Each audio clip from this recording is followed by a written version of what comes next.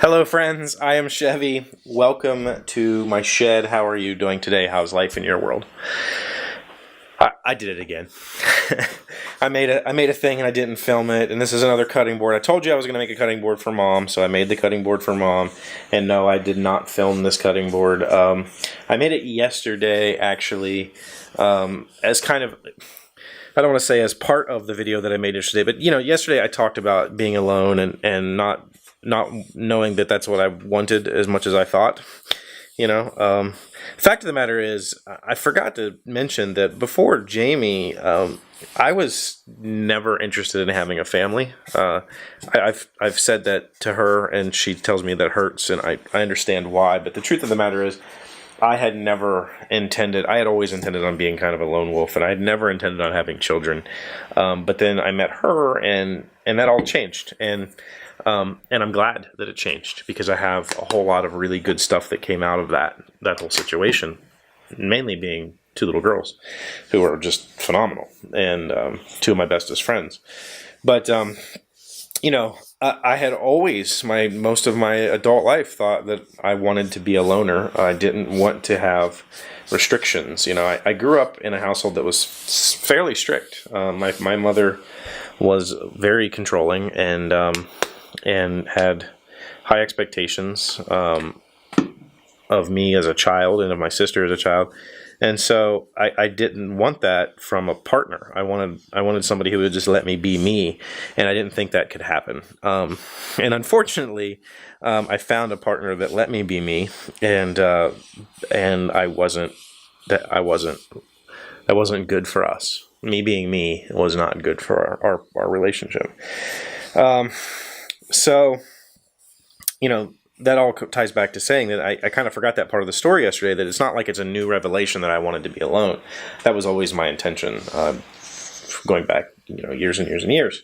But that's not the case anymore, and I discovered what being with somebody is like, and I've discovered that I really enjoy that, and that I really wanted to be a part of that. And then what happened with us didn't work out, and then, you know, here recently, with the woman that I'm currently spending time with, I realized that it is possible to share your life with somebody and still be you and still be amazing, and I'm really enjoying that.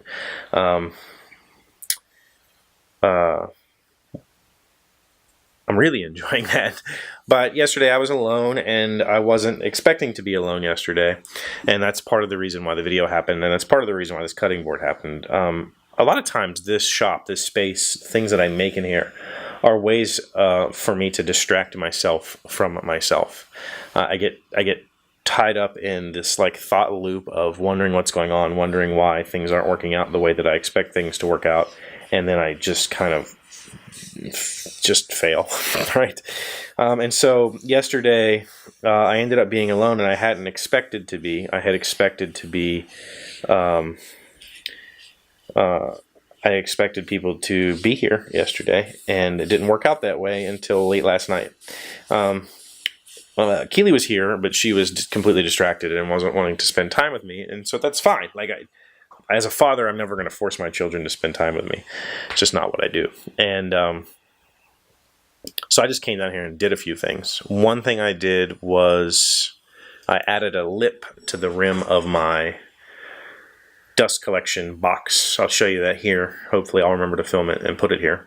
The dust collection box originally was just an open hole with a towel hanging in it, and it didn't, because of the way the saw base is made, it didn't mate up to the back of the saw. So one of the things I did before I made the cutting board was I made the lip on that box so that it pushes up against the saw and seals.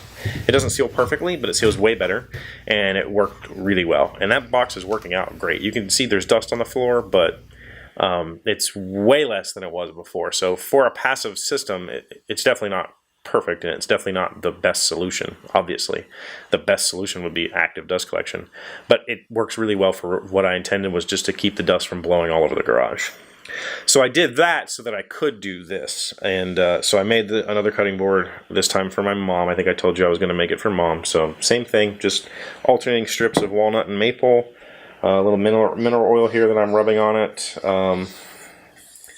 You know, when it comes to putting mineral oil finishes on, people talk about you got to put it on and let it soak in for 24 hours and then put more on. Like, no. Mineral oil never cures. It does nothing. It stays exactly as it is indefinitely.